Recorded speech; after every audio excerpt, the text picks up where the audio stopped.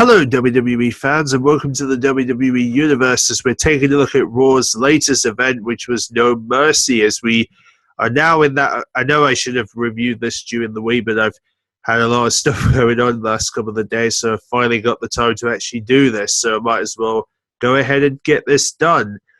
So, the kickoff match, of course, was Elisa Samson facing off against Apollo Crews. Elisa Samson manages to beat Apollo Crews in this match. Somehow, some way, he manages to defeat Apollo Crews and comes out victorious during the kickoff for No Mercy 2017.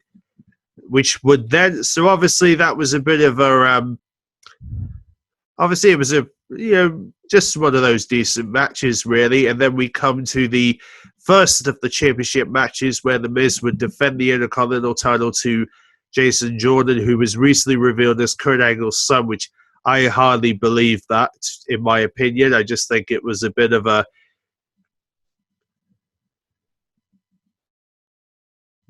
So, it's just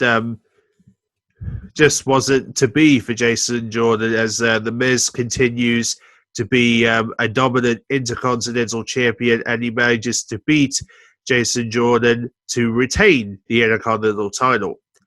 Then we come to that rematch between Finn Balor and Bray Wyatt, a sort of man versus man type of match, which they've been promoting this match to be. And obviously Finn Balor, obviously so really talented, obviously following his NXT stuff, and because of how talented Finn Balor is, he manages to beat Bray Wyatt once again, proving that he is obviously tough in the ring and outside the ring as well. So Finn Balor continues to dominate since coming back from that injury that he had back at SummerSlam last year. And then obviously we would lead ourselves to the Raw Tag Team Titles match, where Dean Ambrose and Seth Rollins would continue their Tag Team title reign against in a rematch against Sheamus and Cesaro, who are hoping to get their tag titles back.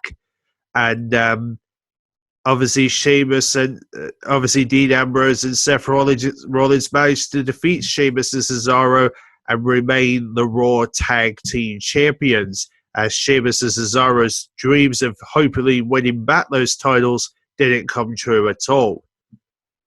Then we lead ourselves into that fatal five-way match where Emma, Alexa Bliss, Sasha, Bayley, and Nia Jax all come together to battle for the Raw Women's Championship.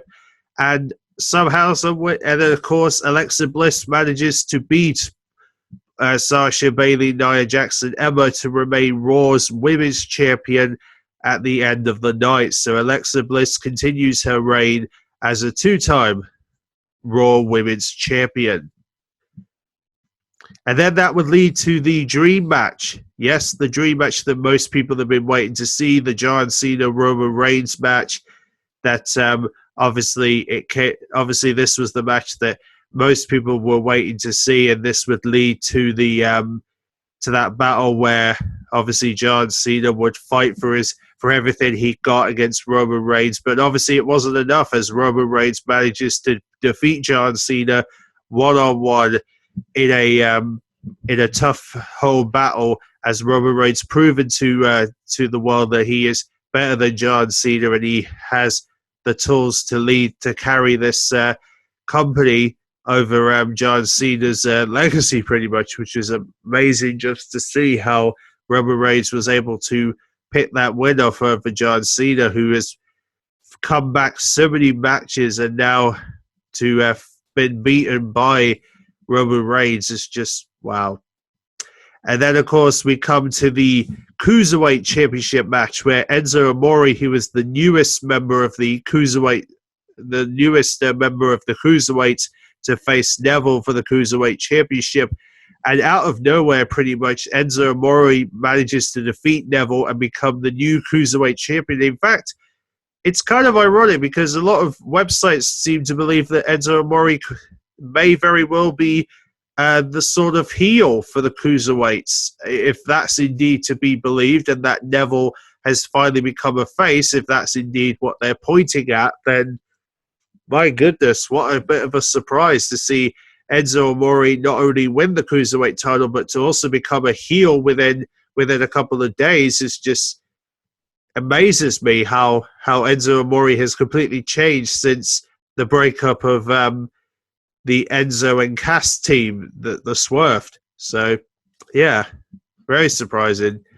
And then we come to the main event, of course, Brock Lesnar, Braun Strowman, this match that most people were wondering, is Braun Strowman the guy to beat Brock Lesnar for the Universal title? And Brock Lesnar would fight with everything he had to keep Braun Strowman down, and he manages to defeat Braun Strowman and manages to walk out the Universal Champion. So big ups to Brock Lesnar, who finally succeeded by defeating Braun Strowman to become the Universal Champion, which is so Brock Lesnar continues his reign as Universal Champion, which good for him. Good for him as well. And but yeah, so that is pretty much the majority of this No Mercy, pretty much building up the two big matches, Brock Lesnar, Braun Strowman, and the John Cena and Roman Reigns match.